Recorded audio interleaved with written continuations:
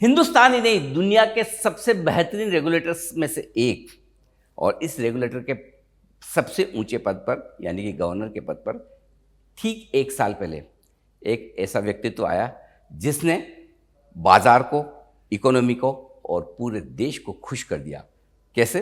अपनी proactive, forward looking approach से और समय से पहले कुछ करके दिखाने के जज्बे से। जी हाँ, मैं बात कर रहा हूँ आरबीआई गवर्नर संजय मल्होत्रा साहब की, जो 1990 बैच के आईएएस ऑफिसर हैं और उन्होंने बड़े ऊंचे पदों पर काम किया है। वैसे तो डिग्री के मामले में उन्होंने प्रिंसटन यूनिवर्सिटी से पब्लिक पॉलिसी में मास्टर्स किया है।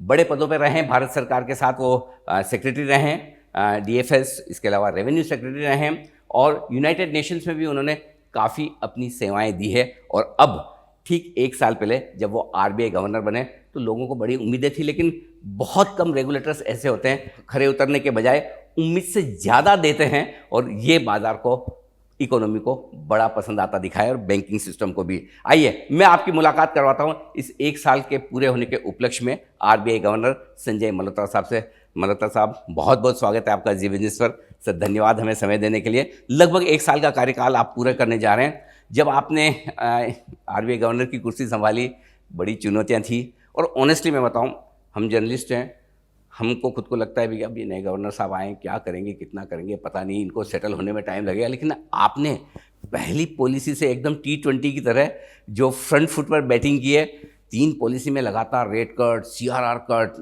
मतलब अनएक्सपेक्टेड, बाजार चौंक गया कि ये तो गवर्नर साहब बड़े आगे फॉरवर्ड लुकिंग वाले हैं। कैसे देखते हैं आप पिछले एक साल को?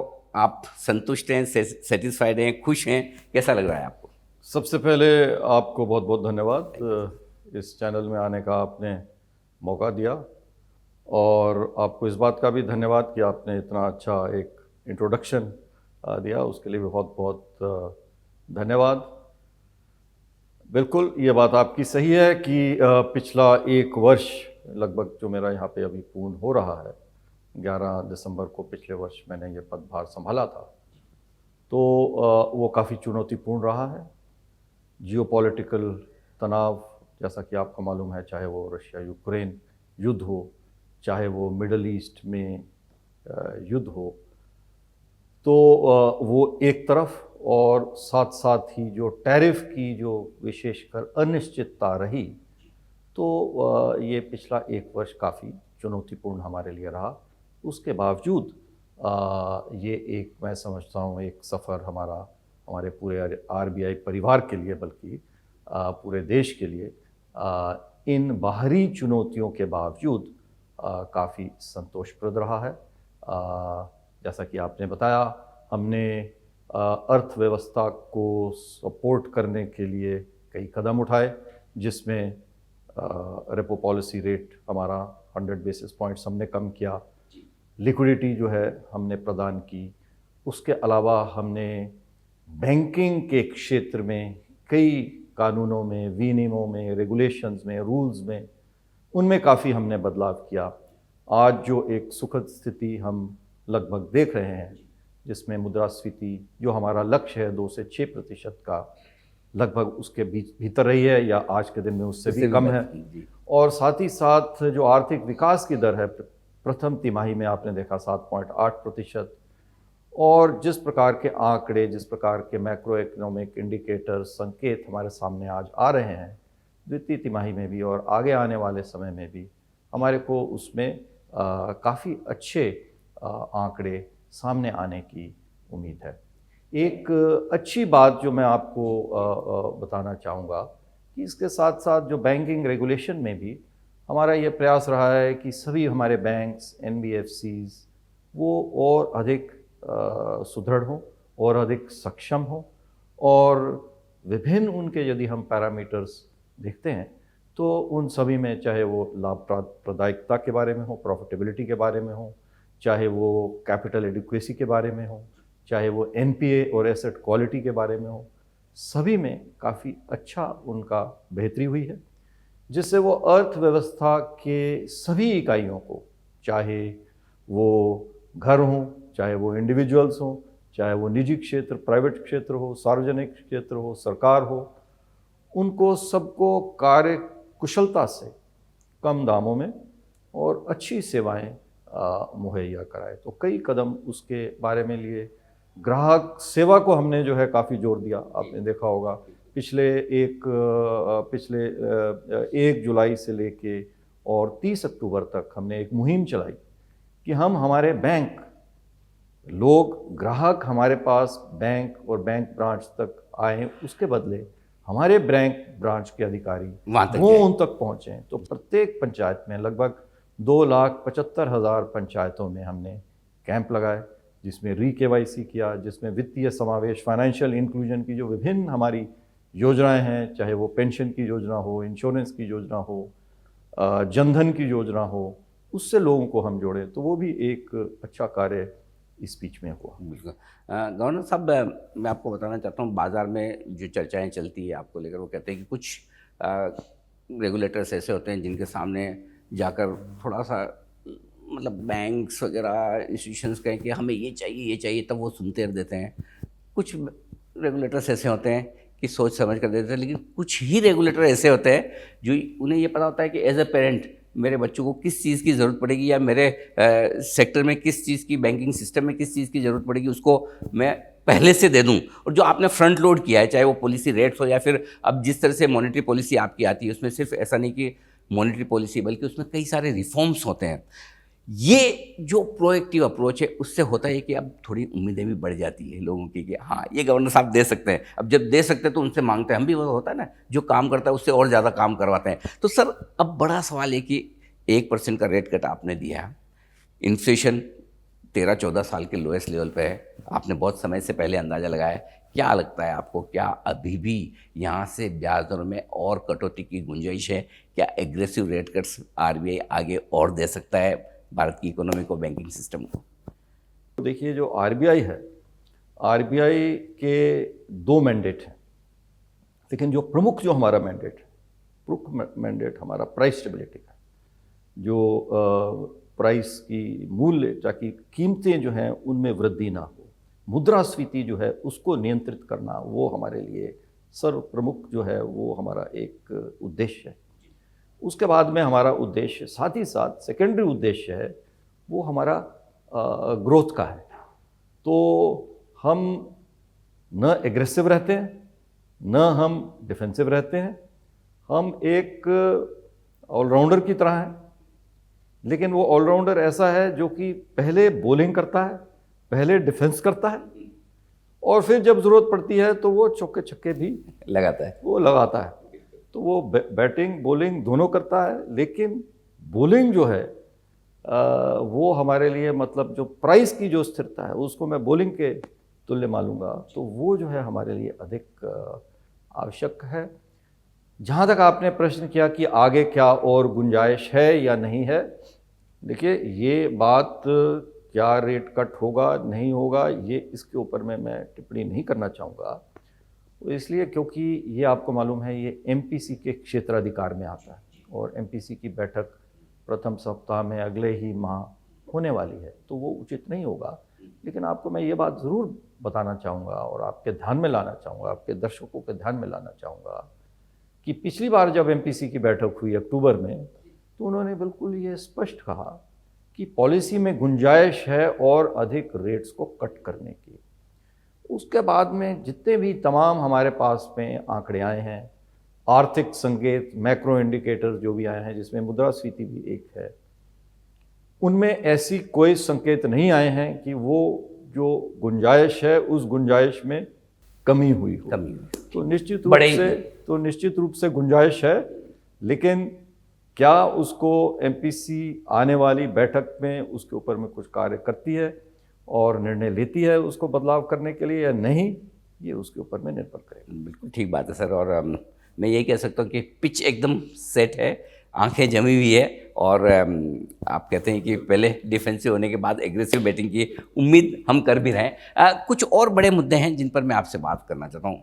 पूरे दुनिया भर में सेंट्रल बैंक्स सोना खरीद रहे हैं, शायद RBI ने भी खरीदा है।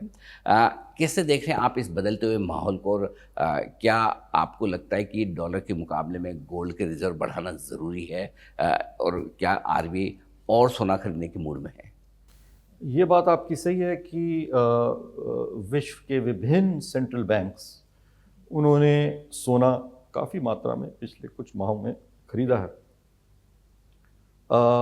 हमारा जहाँ तक प्रश्न है, हमने भी पिछले 8 वर्षों में लगभग 300 टन सोना खरीदा है और आज के दिन में लगभग 880 टन सोने के भंडार हमारे पास में, हमारे विदेशी मुद्रा भंडार में सम्मिलित हैं। और ये कुल मिलाकर के जो हमारे विदेशी मुद्रा भंडार हैं उसका लगभग 15% से अधिक, लगभग 1/6 में एक हिस्सा लगभग वो सोना भंडार का हमारे पास में है। आगे हम और इसको खरीदेंगे नहीं खरीदेंगे, ये एक संवेदनशील बाज़ारों के लिए और अन्य के लिए संवेदनशील विषय है, इसलिए उसके ऊपर मैं टिप्पणी नहीं करूंगा। लेकिन हमारी विदेशी मुद्रा की स्थिति, हमारे गोल्ड के सोने के रिजर्व्स की स्थिति वो काफ़ी अच्छी है, काफ़ी बेहतर है, काफ़ी स्वस्थ है। रुपए की कमज़ोरी पर आपसे बात करना चाहता हूँ। लाइफ लो पर रुपया आ चुका है और जबकि लोग ये समझते हैं कि हमारी इकोनॉमी इतनी मजबूत है, फिर रुपया हमारा मजबूत क्यों नहीं होता? क्या वजह आप समझते हैं और किन लेवल्स के आसपास आरबीआई कंफर्टेबल है कि हाँ ये लेवल ठीक है, या फिर इतना हर साल घटे रुपया, डिवैल्यू हो तो आरबीआई को समस्या नहीं? देखिए, रुपए की जो डिवैल्यूएशन है उसका जो मूल्य कम हो रहा है वो एक स्वाभाविक है। वो इसलिए स्वाभाविक है क्योंकि ये मुद्रास्फीति से इसका दीर्घ काल में, शॉर्ट टर्म में नहीं लेकिन दीर्घ काल में ये मुद्रास्फीति के ऊपर में निर्भर करता है। क्योंकि जो प्राइस लेवल है, चाहे वो डॉलर का हो, चाहे वो पाउंड का हो, चाहे वो यूरो का हो, वो एक प्राइस स्तर को, क्या उसकी जो करेंसी है उसको खरीदने की, वस्तुओं को खरीदने की उसमें कितनी क्षमता है, उस पर निर्भर करता है। और वो दूसरी ओर से मुद्रास्फीति पर निर्भर करता है। यदि किसी देश में मुद्रास्फीति अधिक है तो उसकी करेंसी जो है वो कमज़ोर होती है। तो जैसा कि आपको मालूम है कि भारत में हिस्टोरिकली, ऐतिहासिक रूप से मुद्रास्फीति की दर पश्चिम और विकसित देशों के मुकाबले में कहीं अधिक रही है। वहाँ 2-2.5% रहती है, हमारे यहाँ पे 4.5, 5, 6% भी रहती है। तो ये 2.5-3% का जो मुद्रास्फीति में जो अंतर है, उस कारण से प्रमुखतः दीर्घकालीन में प्रमुखतः उस वजह से होता है। उसके अलावा अन्य कारण भी है, मैं ये नहीं कह रहा हूँ कि केवल वही एक कारण है, लेकिन एक प्रमुख कारण ये है। तो जब तक हमारी मुद्रास्फीति अधिक रहेगी दीर्घकाल में, ये डेप्रिसिएशन होना एक हमारे लिए स्वाभाविक है। जहाँ तक ये प्रश्न है कि क्या हम किसी लेवल को, क्या लेवल हमारे लिए सही होगा या कितनी सालाना दर से घटे तो आप कंफर्टेबल हैं? ऐसा कंफर्टेबल जो है, देखिए वही मैंने आपको कहा कि लगभग अगर हम ऐतिहासिक रूप से देखते हैं तो लगभग 3-3.5% से जो है अवमूल्यन, डेप्रिसिएशन वो हो रहा है। ये बाजारी ताकतों के ऊपर में निर्भर करता है। आरबीआई कभी भी किसी प्राइस को, किसी लेवल को, किसी बैंड को, किसी दर को हम लक्ष्य नहीं बनाते हैं। और हमारे जो बाज़ार हैं डॉलर के, यूरो के, फॉरेन एक्सचेंज के, वो बहुत परिपक्व हैं, बहुत मैच्योर हैं और बहुत डीप हैं, जिस वजह से किसी भी एक व्यक्ति को, एक संस्था को यह संभव नहीं है कि वो मूल्य को बढ़ा दे या घटा दे। हमारा प्रयास ये रहता है कि जो मूल्य है फॉरेन एक्सचेंज का, फॉरेन करेंसी का, वो एक नियंत्रित ढंग से चले, कम हो या ज़्यादा हो, नियंत्रित रहे। अत्यधिक उतार, अत्यधिक चढ़ाव वो नहीं होना उसमें नहीं होना चाहिए जी। तभी हम उसमें जो है हस्तक्षेप करते हैं। अदरवाइज हमारा ये प्रयास रहता है कि बाज़ार इसकी दर को तय करे। ये बात मैं और आपको और आपके दर्शकों को बताना चाहूँगा कि जब अवमूल्यन क्यों होता है, अवमूल्यन इसलिए होता है क्योंकि डॉलर की, किसी भी चीज़ की कीमत की दर तभी बढ़ती है जब उसकी मांग बढ़ती है। और डॉलर की मांग बढ़ती है तो डॉलर का दर जो है बढ़ता है। तो डॉलर की दर जब बढ़ती है, कोई भी वस्तु जब महंगी होती है तो उसकी मांग फिर कम हो जाती है।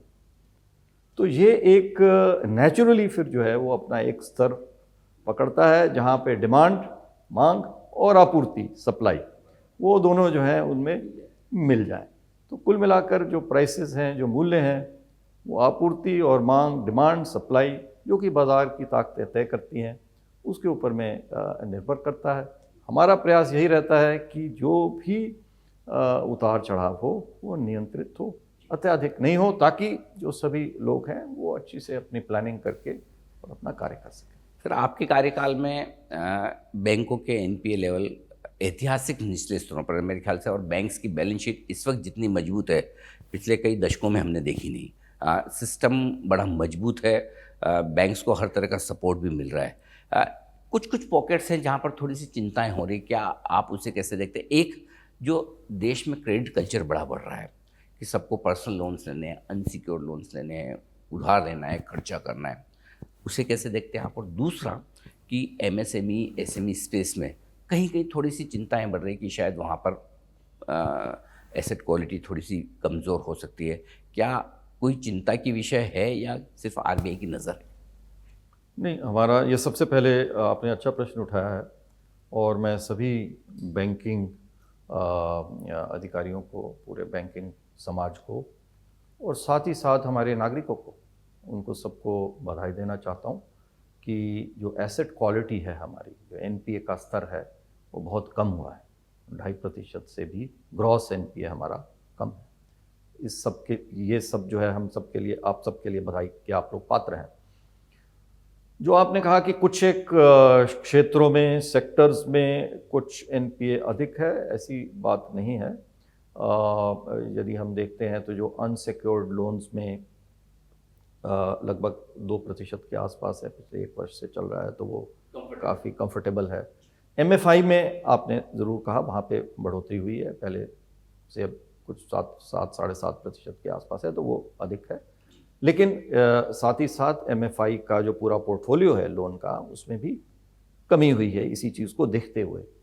कुल मिलाकर के एनपीए के मामले में हमारे लिए ये एक संतोषजनक स्थिति है। मेरी यही उम्मीद रहेगी कि इसी प्रकार की एसेट क्वालिटी हम लोग सब लोग बनाए रखें, बैंक्स अच्छे लोगों को ऋण दें, और जो बोरोअर्स हैं उनसे भी उम्मीद है कि वो जो लोन लेते हैं उसको निश्चित रूप से वापस करें। सर, इसलिए नहीं कि मैं आपका इंटरव्यू कर रहा हूँ इसलिए मैं कह रहा हूँ, लेकिन जेन्युइनली मैं आपको एक बात बताना चाहता हूँ। जब आपकी पॉलिसी आती है, एज ए जर्नलिस्ट हम लोग ढूंढते हैं कि इसमें क्या, कहाँ क्या 3-4 कमियां तो निकालें कम से कम, और कुछ ऐसे मुश्किल सवाल गवर्नर साहब से प्रेस कॉन्फ्रेंस में पूछे जाए। लेकिन आप हर पॉलिसी में कुछ ना कुछ ऐसी इंटरेस्टिंग और इम्पोर्टेंट चीज़ें देते हैं।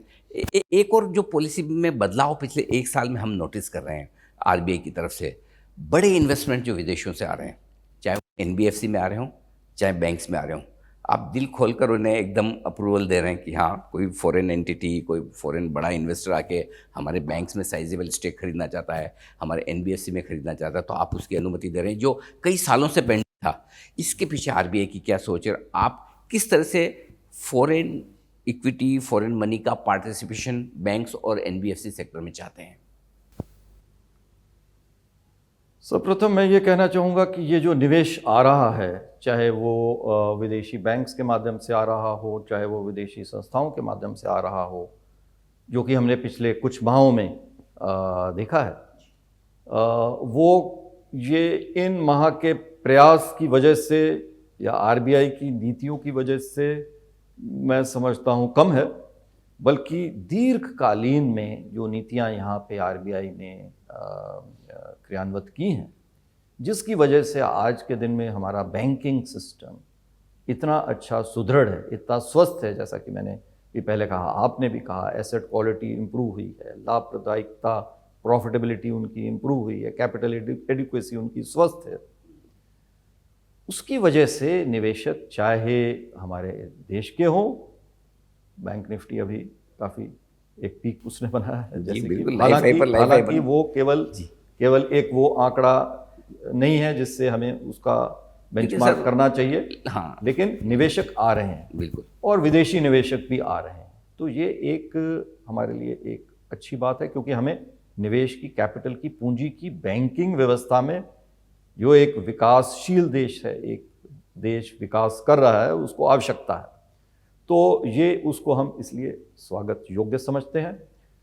यह बात भी मैं आपको, आपके दर्शकों को बताना चाहूँगा कि इसमें हमें कतई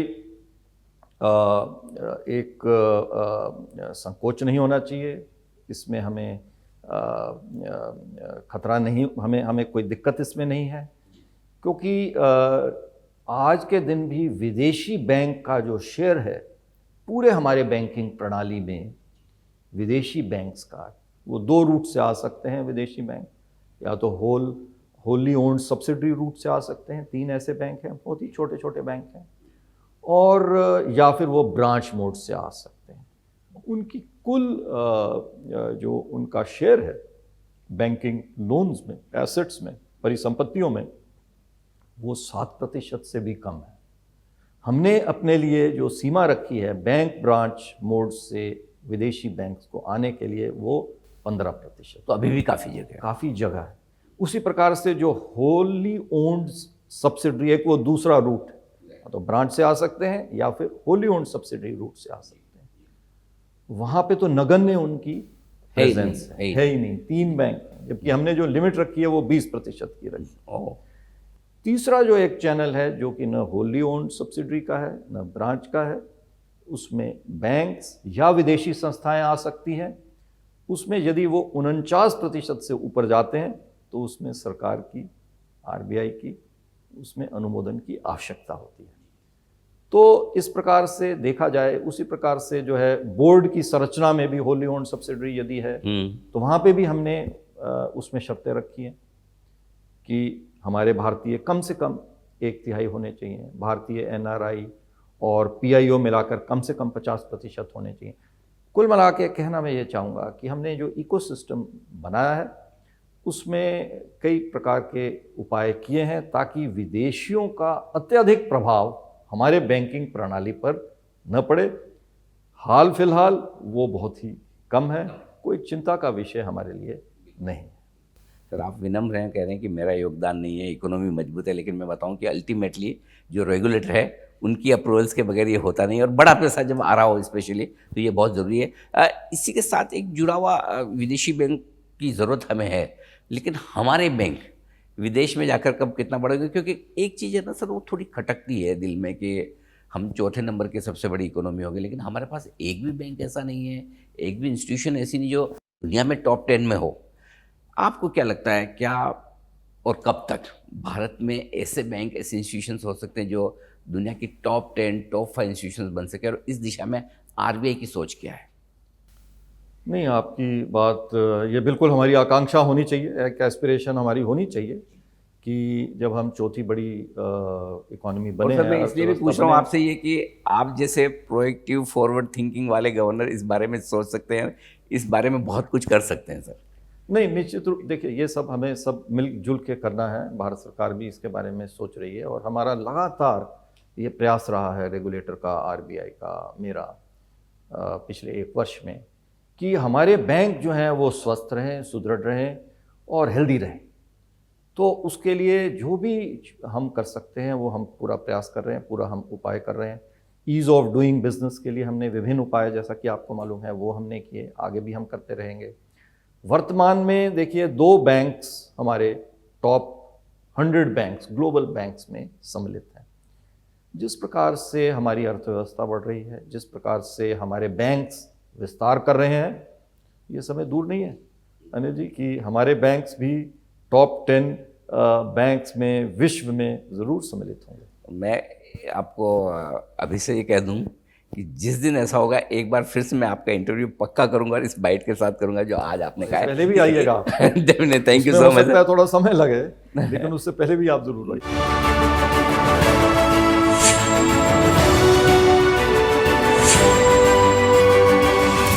मैं आपको सर एक चीज़ के लिए शुक्रिया करना चाहता हूँ, धन्यवाद देना चाहता हूँ कि जी बिजनेस हमारा पहला हिंदी चैनल है, हिंदी बिजनेस चैनल है जिनके साथ आप बातचीत कर रहे हैं। और चूँकि आप राजस्थान कैडर कर रहे हैं और हिंदी इतनी बेहतरीन बोलते हैं, हाँ, आज हमारे सारे दर्शक आपका इंटरव्यू सुनकर बड़े प्रसन्न होंगे। एक और चीज़ सर मैं आपसे जानना चाहता हूँ, आरबीआई एक और बड़ा प्रोएक्टिव रहा है डिजिटल क्रांति लाने के मामले में। यूपीआई ट्रांजैक्शन से लेकर डिजिटल बैंकिंग से लेकर ये सब कुछ बहुत तेज़ी से, और मेरे ख्याल से दुनिया में सबसे ज़्यादा तेज़ी से भारत में ये लागू किया गया है। लेकिन इसके साथ ही साइबर सिक्योरिटी को लेकर, ऑनलाइन फ्रॉड्स को लेकर बहुत ज़्यादा मामले बढ़ रहे हैं। मेरे ख्याल से सबसे बड़ी चिंता शायद इस वक्त ये है सरकार के लिए भी और कानून व्यवस्था के लिहाज से भी, साइबर सिक्योरिटी को लेकर और इंटरनेट पर होने वाले फ्रॉड्स को लेकर, बैंकिंग सिस्टम में से जो लोगों को दिक्कत हो रही है, कि आरबीआई का क्या वहाँ पर नज़रिया है, आप क्या कुछ बड़ा करने जा रहे हैं? देखिए, ये यूपीआई जो है वो, और हमारे समस्त पेमेंट सिस्टम, चाहे वो एनईएफटी हो, आरटीजीएस हो, अब हम यूपीआई लेकर के आए हैं, आईएमपीएस हमारे पास में था पहले, वो हमारी एक पहचान पूरे विश्व में बनाते हैं। अब यूपीआई के ट्रांजैक्शंस प्रतिदिन 70 करोड़ ट्रांजैक्शंस प्रतिदिन हो रहे हैं, जो कि एक छोटी संख्या नहीं है। तो निश्चित रूप से जब इतने ट्रांजैक्शंस, लेन देन होंगे, तो ये बात निश्चित है कि उसके साथ साथ कुछ फ्रॉड्स, कुछ साइबर क्राइम भी हों, लेकिन उसके लिए हम सचेत हैं। हमने कई कदम उसके लिए उठाए हैं, आगे भी हम उसके लिए उठा रहे हैं। जैसे अगर यूपीआई की ही हम बात करें तो डिवाइस लॉकिंग हमने उसमें दिया है, डिवाइस बाइंडिंग, बेनिफिशरीज आइडेंटिफिकेशन का भी नया फीचर हमने प्रारंभ किया है, ताकि लोग देख सकें कि ये जिसको हम पैसा भेज रहे हैं क्या उसी को भेज रहे हैं या नहीं भेज रहे हैं। लिमिट लगाने की उसके अंदर में हमने सुविधा दी है, ताकि ज़्यादा अधिक पैसा यदि वो चाहें तो उसमें न भेजें और अपने जोखिम को वो कम कर सकें। दूसरा, हम दो प्रकार से इसको अधिक सुदृढ़ करने की हम सोच रहे हैं। एक तो जो केवाईसी है, रीकेवाईसी है, बैंक अकाउंट स्तर के ऊपर में, वो हमारे को और अधिक मजबूत करना है, ताकि जो म्यूल अकाउंट्स हैं वो न बने या परिवर्तित न हो। उसके लिए एक म्यूल हंटर नामक एक सॉफ्टवेयर है, वो भी हमने तैयार किया है, जो अब वो बैंक्स उसको इम्प्लीमेंट कर रहे हैं। और दूसरा, ट्रांजैक्शंस की सघन मॉनिटरिंग, उसके लिए बैंक्स ऑलरेडी काफ़ी काम कर रहे हैं। जैसे ही उनको लगता है कि ये एक सस्पिशियस ट्रांजैक्शन है, संदेहास्पद है ये ट्रांजैक्शन, इसमें गड़बड़ हो सकती है, तो वो सचेत करते हैं जो भी अकाउंट होल्डर है, और उसके बाद में ही उसको वो आगे बढ़ने देते हैं। उसी प्रकार से हम एक सॉफ्टवेयर बना रहे हैं, intelligence platform, digital intelligence platform बना रहे हैं, जिसमें इस प्रकार के संकेत बैंक्स को और ग्राहकों को मिलने में आसानी होगी। तो दोनों स्तर पे, अकाउंट स्तर पे और लेन देन ट्रांजैक्शन के स्तर के ऊपर, दोनों स्तर पे हमारा ये प्रयास है कि हम ये फ्रॉड्स में, इसमें और कमी आए। जैसे आपको मालूम है कि अधिकतर जो फ्रॉड्स जो हो रहे हैं अमाउंट वाइज, लगभग 3/4 वो निवेश संबंधी, हम अपनी ग्रीड की वजह से हम उसके झांसे में आते हैं। मेरे आप सभी दर्शकों से अनुरोध रहेगा कि वे जागरूक रहें। हमने भी इसके लिए कई सारे कैंपेन हमने चलाए हैं, वो जागरूक रहें, अपना ओटीपी किसी को न दें, किसी के झांसे में, जहाँ पे वो बहुत अधिक रिटर्न की बात करता है, तो उसको सोच समझ के उसमें निवेश करें। बिल्कुल। एक और बात जो शायद भारत का बैंकिंग सेक्टर थोड़ा सा उसमें पीछे है, जो दुनिया का टॉक ऑफ द टाउन है, आर्टिफिशियल इंटेलिजेंस, एआई को आप बैंकिंग सेक्टर के लिए किस तरह से मौके के तौर पर देखते हैं, और क्या कुछ खतरे हैं जो आरबीआई बैंकिंग सिस्टम में एआई के लागू करने को लेकर क्या विचार रखता है? ये आपकी बात बिल्कुल सही है कि जो एआई है आज, ये हमारे लिए एक अच्छी अपॉर्चुनिटी के रूप में हमारे सामने आया है। हमने आरबीआई में भी और बैंक्स में भी एआई के प्रयोग को बढ़ाने के लिए कई सारे कदम हमने उठाए हैं, और बैंकों ने काफ़ी इसमें आगे प्रगति भी की है। मैं आपको ये भी बताना चाहूँगा कि आरबीआई, जब हम सेंट्रल बैंक्स की तुलना करते हैं, तो एआई को अपनाने में आरबीआई का स्थान काफ़ी ऊपर है। विभिन्न स्थानों पे हमने इसको उपयोग में लाया है, चाहे वो हमारे अपने, जैसा कि मैंने म्यूल हंटर के बारे में आपको बात किया, तो वो भी एक एआई का फ्रॉड्स के लिए सबसे अधिक हमारे लिए जो ज़रूरी है और जिस विषय में हम इस पे और अधिक कार्य करेंगे वो एक तो साइबर सिक्योरिटी, एआई का उपयोग हम साइबर सिक्योरिटी के लिए करेंगे और साथ ही साथ किस प्रकार से हम और अधिक अच्छी तरह से पहचान कर सकें हमारे जो बोरोअर्स हैं, तो उसके लिए भी हम इसका उपयोग करेंगे। आमतौर पर आरबीआई गवर्नर के लिए ये बड़ा ज़रूरी होता है कि सरकार के साथ तालमेल रहे, नीतियों के मामले में, महंगाई के मामले में, ब्याज दरों को घटाने के मामले में।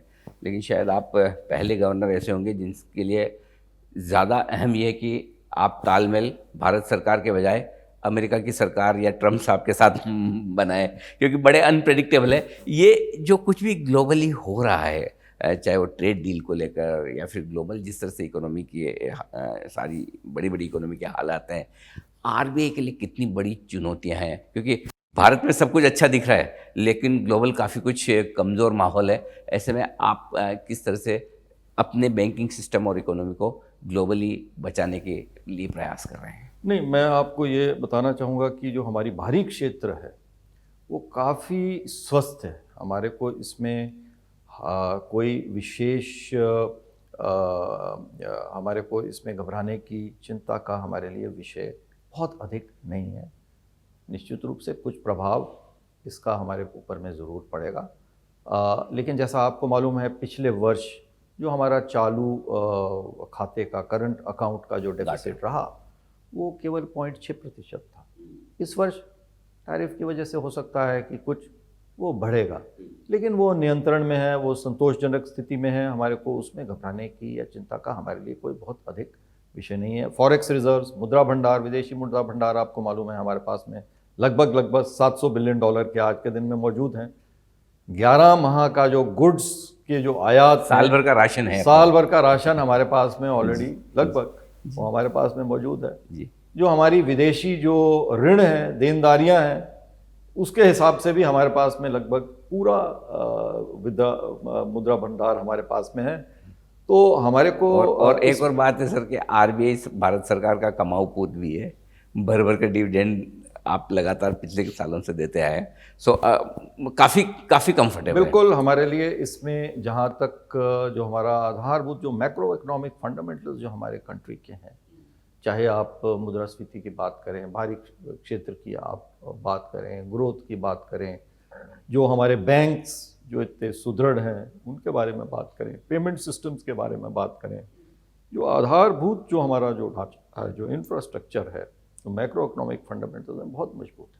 एक और चीज़ जो है वो ये कि एक हमने खबर भी पढ़ी थी, ये भी थी, हमने ही की थी कि एक तरफ जहाँ बैंक्स पर बड़े आरोप लगते कि रिकवरी के लिए बैंक्स ऐसे वैसे तरीक़ों का इस्तेमाल करते, लेकिन आरबीआई ने प्रोएक्टिवली ये कहा कि अगर किसी चीज़ पर लोन दिया गया है और आप लोन नहीं चुका रहे, उस चीज़ का आनंद ले रहे हैं, फॉर एग्जांपल आपने मोबाइल आपने लोन पर लिया है या टीवी फ्रिज लोन पर लिए, तो कुछ ऐसा सिस्टम बनाया जाएगा कि वो काम करना बंद कर दे। क्या आरबीआई की इसके पीछे सोच और कैसे आप लागू करने वाले हैं? ये एक मामला जो है ये कुछ दिन से आया है सामने, आप बिल्कुल सही बोल रहे हैं। तो इसके ऊपर में अभी परीक्षण किया जा रहा है। ये एक संवेदनशील मामला है। इसमें हमारे को जहाँ पे एक तरफ ऋण दाता है जो बैंक्स हैं और ऋणी है जो हमारे जिन्होंने ऋण लिया हुआ है, जो बोरोअर्स हैं, उनके दोनों को हितों को हम किस प्रकार से संतुलित करें, क्योंकि जो हमारे जो ऋणी हैं उनका ये कहना है कि इसके में मोबाइल में हमारा बहुत अत्यधिक इम्पोर्टेंट और संवेदनशील डेटा होता है, डेटा हमारा रहता है, उसकी गोपनीयता जो है बनाई रखी जानी चाहिए। और साथ ही साथ जो है ये एक बहुत ही एसेंशियल सेवा है, ये एक बहुत आवश्यक और मौलिक बेसिक सेवा है, तो उससे हमें वंचित नहीं करना चाहिए। दूसरी ओर जो आपको मालूम है जो लेंडर्स हैं, जो बैंक हैं, उनका कहना है कि साहब जिस प्रकार से आप कोई चल अचल संपत्ति को आप गिरवी रख सकते हो, उस प्रकार से हमें भी इसको जो है मोबाइल को लॉक करने की अनुमति होनी चाहिए। देखिए, ग्राहकों का जो हित है वो सर्वोपरि है, उसे निश्चित रूप से सभी को मैं बताना चाहूँगा, उसे निश्चित रूप से उनके डेटा की गोपनीयता के बारे में या उनकी जो एक मौलिक जो एक सेवा है जो आज ये बन गई है, उसको ध्यान में रखते हुए जो भी हम निर्णय लेंगे उसको ध्यान में रखते हुए लिया जाए।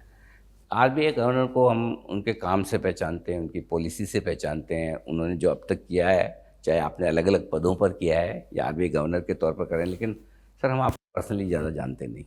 तो मैं चाहता हूं कि हमारे दर्शक जाने कि संजय मल्होत्रा साहब आरबीआई गवर्नर तो ही, तो मैं कुछ ऐसे छोटे छोटे सवाल आपसे पूछना चाहता हूं जिससे हम आपको ज़्यादा अच्छे से जान पाएँ, पहचान पाएँ। दो तीन चीज़ें हैं, आपने काफ़ी अपनी प्रोफेशनल लाइफ दिल्ली में बिताई है, सरकार में आप बड़े पदों पर रहे हैं, डीएफएस सेक्रेटरी रहे हैं, रेवेन्यू सेक्रेटरी रहे हैं, अब आपकी हेडक्वार्टर मुंबई में है। दिल्ली और मुंबई दोनों में से ज़्यादा शहर कौन सा पसंद है आपको? ये देखिए, ये बहुत आपने एक मुश्किल सवाल आपने पूछ लिया, ऐसा पूछ लिया कि भाई माताजी और पिताजी में कौन सा आपको अच्छा आपको लगता है। देखिए, दोनों में अपनी अपनी खूबियां हैं। मुंबई दिल्ली दोनों में अपनी अपनी खूबियां हैं। मैं ये आपको कहूँगा कि देखिए, दिल्ली जो है वो दिल वालों की है, लेकिन मुंबई ने भी हमारा दिल जीत लिया। क्या बात है, और आपने सबका दिल जीता है सर, ये बड़ी बात है। नहीं, हमारा जो स्टाफ है यहाँ का, आरबीआई का स्टाफ है, आरबीआई के जो लोग हैं वो निश्चित रूप से जो है बहुत प्रोफेशनल हैं, बहुत उनका सहयोग है, डिसिप्लिन है। तो ये बहुत एक हमारे लिए एक अच्छी बात है। उसी वजह से जो भी हम कार्य कर रहे हैं यहाँ पे, और भले आपके चेहरे पर सर हर वक्त मुस्कुराहट रहे, लेकिन आई एम श्योर कि स्ट्रेस वाला जॉब तो है 100%। देश की इकोनॉमी को संभालना, बैंकिंग सिस्टम को संभालना आसान काम नहीं है। तो एज अ गवर्नर एक लंबा दिन है आपका, या स्ट्रेस वाला या तनाव वाला दिन है, या ज़्यादा काम वाला दिन, उसके बाद शाम को आप कैसे अनवाइंड होता है, रिलैक्स करने के लिए क्या करते हैं? हाँ, अब मेरा दिन खत्म हुआ। नहीं, तो उसके मेरे पास में 3 मंत्र हैं। एक तो और काम करो, अच्छा, वर्क, एक्सरसाइज एंड मेडिटेशन। अच्छा, तो आप रेगुलर एक्सरसाइज और वर्कआउट करते हैं? प्रयास रहता है। क्या बात, ये बहुत अच्छी बात है। पिछले 1 साल में जब आप आरबीआई गवर्नर रहे तो आपने हमारे हिसाब से अलग अलग फील्ड में बहुत सारे काम किए, पॉलिसी बनाई, मार्केट को रेट कर दिए। आपको क्या लगा, आपके लिए मोस्ट सेटिस्फाइंग मोमेंट कि यार ये काम करके मुझे बड़ी संतुष्टि मिली कि मैं गवर्नर की कुर्सी पे बैठा हूँ, आया हूँ यहाँ पे, तो मैंने ये ठीक किया है, अच्छा किया है, बढ़िया किया है? तो नहीं, ऐसा कोई देखिए कोई एक पल या एक क्षण या एक कोई कार्य नहीं है। ये जो पूरी जर्नी है, देखिए ये it is made of small steps जैसे कहते हैं, तो एक इंक्रीमेंटल ही रहता है। तो हमारे लिए एक संतोष का विषय है कि पिछले वर्ष, जैसा मैंने पहले भी आपको कहा कि उसमें जो हमारी अर्थव्यवस्था है वो अच्छी चल रही है, चाहे वो विकास की दर हो, मुद्रास्फीति हो, बाहरी क्षेत्र की स्थिति हो। तो ये एक संतोषजनक स्थिति हम सब के लिए, मेरे लिए, आरबीआई के लिए, भारत के लिए ये होनी चाहिए। कोई भी परफेक्ट नहीं होता, और अगर परफेक्ट हो तब भी आलोचना तो हो ही सकती है। तो कभी आपकी भी हुई होगी जाहिर सी बात है। कोई ऐसी आलोचना जिसको आपने सोचा कि हाँ, इससे मुझे ये एक सीख मिली है, इसको मैं बदलूं या ठीक करूं, कोई ऐसी बात आपको याद आती हो? मैं आपको जो है एक कबीर का दोहा आपको इसके बारे में बताऊंगा, जो हम लोगों ने पढ़ा था, आपने भी शायद पढ़ा हो जी। वो कुछ इस प्रकार से है, निंदक नियरे राखिए। आपने सुना है? जी बिल्कुल। शायद आपके दर्शकों ने न सुना हो, मैं बोल नहीं, प्लीज आप बताएं। निंदक नियरे राखिए, साबुन बिना, बिन पानी साबुन बिना, निर्मल करे छुभाए, निर्मल करे सुभाए, सुभाए, निर्मल करे सुभाए। मतलब कि आलोचकों को अपने पास रखना चाहिए, उससे आपका हृदय स्वभाव निर्मल होता है। वो आपको सुधारने में हमारा प्रयास, जी, चाहे आरबीआई हो, चाहे उससे पहले सरकार हो, एक इस प्रकार का वातावरण, एक वर्किंग एनवायरनमेंट देने का रहता है जिसमें हमारे सभी अधिकारी, कर्मचारी स्वतंत्र रूप से, बाहर के व्यक्ति तो देखिए जो बोलेंगे उनको स्वतंत्रता देने की ज़रूरत नहीं है, लेकिन even within the organisation एक स्वतंत्र माहौल उनको देने का प्रयास रहता है, ताकि जो भी उनका मत है, उनके विचार हैं, उनके व्यूज़ हैं, वो हमारे निर्णय करने में, हमारे पॉलिसी मेकिंग में वो हमारे सामने आए ताकि हमारे निर्णय में सुधार हो। तो आपको विचार करने का समय कब मिलता है? कब आपका फेवरेट टाइम है? मॉर्निंग वॉक, इवनिंग में, किस वक्त? या मतलब वैसे तो हमारा काम सोचने का ही है, जी, दिन भर जी। हम सोचते हैं, बट हाँ एकांत में देर रात में जो है, मैं तो थोड़ा लेट काम करने वाला हूँ, तो वो देर रात में एकांत में। और रैपिड फायर में सर आखिरी सवाल ये कि वैसे तो ये मतलब थोड़ी कल्पना के बाहर की चीज़ है, लेकिन फिर भी कभी कोई ऐसा वीकेंड हो जिसमें गवर्नर साहब एकदम फ्री है, ना कोई मीटिंग है, ना ऑफिस आना है, नहीं कोई ऐसा प्रोग्राम है, आप कैसे बिताना पसंद करेंगे? नहीं, परिवार को देखिए समय जो है वो मैं समझता हूँ उसमें मुझे थोड़ा गिल्ट रहता है, तो परिवार को समय प्रयास रहेगा कि परिवार को और अधिक समय दिया जाए।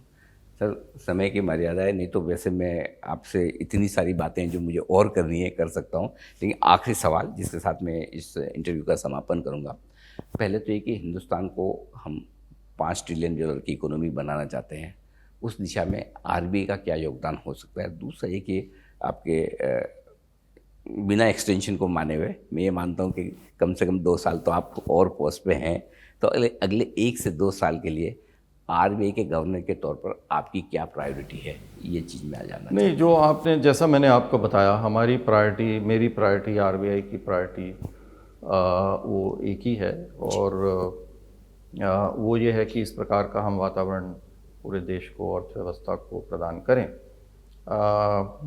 जिसमें सबसे पहले जो वित्तीय स्थिरता है, फाइनेंशियल स्टेबिलिटी, वो बहुत ही महत्वपूर्ण है। तो वित्तीय स्थिरता, फाइनेंशियल स्टेबिलिटी को बनाते हुए हम अपनी मौद्रिक नीति का संचालन इस प्रकार से करें कि साथ ही साथ जो प्राइस स्टेबिलिटी है, जो मुद्रास्फीति है, वो नियंत्रित रहे, कीमतें नियंत्रित रहें, क्योंकि उसका प्रभाव सभी के ऊपर में, और विशेषकर जो कमज़ोर लोग हैं, जो गरीब लोग हैं, उनके ऊपर में ज़्यादा पड़ता है, और अर्थव्यवस्था पे भी पड़ता है। तो वो स्थिर रहें, और विकास के लिए और हमारी आर्थिक वृद्धि दर को और हम अधिक किस प्रकार से बढ़ा सकते हैं, वो हमारा एक प्राथमिकता रहेगी।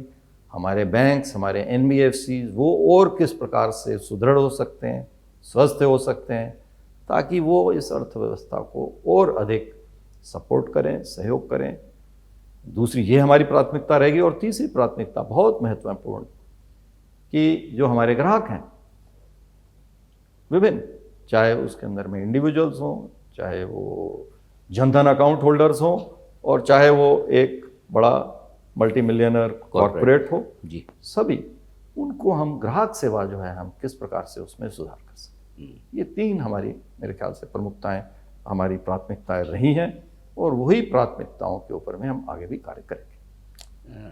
सर मैं 20 साल से अलग अलग आरबीआई गवर्नर्स के इंटरव्यू करते आया हूँ, लेकिन जिस सरलता, स्पष्टता और बहुत ही अच्छी हिंदी के साथ आपने इंटरव्यू दिया, जी बिजनेस के और हिंदी जानने समझने वाले सभी दर्शक, मैं उम्मीद करता हूँ कि बहुत प्रसन्न होंगे कि हाँ, जो गवर्नर साहब कह रहे हैं वो उनके दिल और दिमाग में वो बातें उतर रही है। आपने हमें समय दिया, पहला हिंदी इंटरव्यू दिया, तो उसके लिए बहुत बहुत धन्यवाद। धन्यवाद। हमारी तरफ से आपको शुभकामनाएं हैं कि जिस तरह का बहुत ही अच्छा काम आप आरबीआई गवर्नर के तौर पर कर रहे हैं, और देश में नहीं पूरी दुनिया में आपको एक बेहतरीन रेगुलेटर के तौर पर माना जाता है। इस मजबूत इकोनॉमी को और आगे बढ़ाने के लिए आप इसी तरह से काम करें। More power to you sir. बहुत बहुत धन्यवाद, बहुत बहुत धन्यवाद, शुक्रिया। तो आपने मुलाकात की आरबीआई गवर्नर संजय मल्होत्रा साहब से, और अपने समय से पहले सोच, उसे लागू करने की ताकत और समझ के लिए जानने माने जाने वाले ये गवर्नर साहब, और आगे भी उन्होंने इसी तरह के मजबूत पॉलिसी के संकेत दिए हैं, जिससे कि भारत का बैंकिंग सिस्टम, भारत की अर्थव्यवस्था और आप और हम आगे बढ़ सके। इस खास शो में आज के लिए इतना ही। मुझे दीजिए इजाज़त। नमस्कार।